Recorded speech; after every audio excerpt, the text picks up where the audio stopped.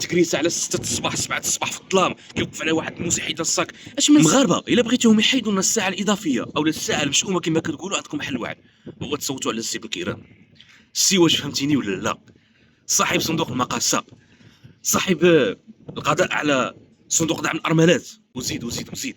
قال لك اسيدي السي بن كيران غير صوتوا عليا وان شاء الله العداله والتنميه تطلع ودير رئاسه ديال الحكومه، وانا كنوعدكم بلي غنحيد لكم الساعه الاضافيه. ياك السي بن كيران، ياك السي فهمتيني ولا لا؟ دابا مصير 40 مليون مغربي كامل واقف عليك انت، ها؟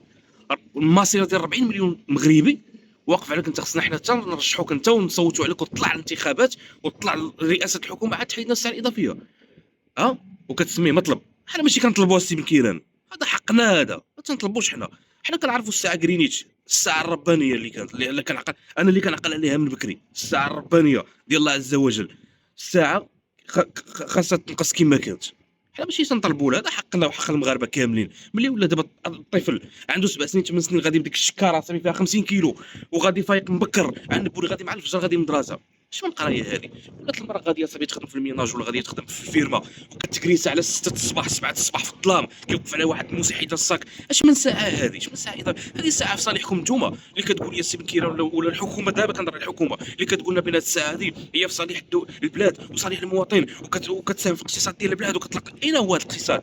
اين هو الاقتصاد اللي الخروف ولا كيوصل 5000 درهم، ها؟ اللي المطيشه ولات ب 260 300 ريال، اللي الدجاج ولا 25 درهم، اللحم الكيلو البقري ولا ب 120 درهم، الغنمي ولا صاحبي 150 درهم 140 درهم. اين هو الاقتصاد؟ شوف المازوت، شوف الغازوال، فين هو الاقتصاد؟ وكتقول لي الساعه الاضافيه غتنفعني ولا اسيدي؟ خاص الساعه الاضافيه تحيد.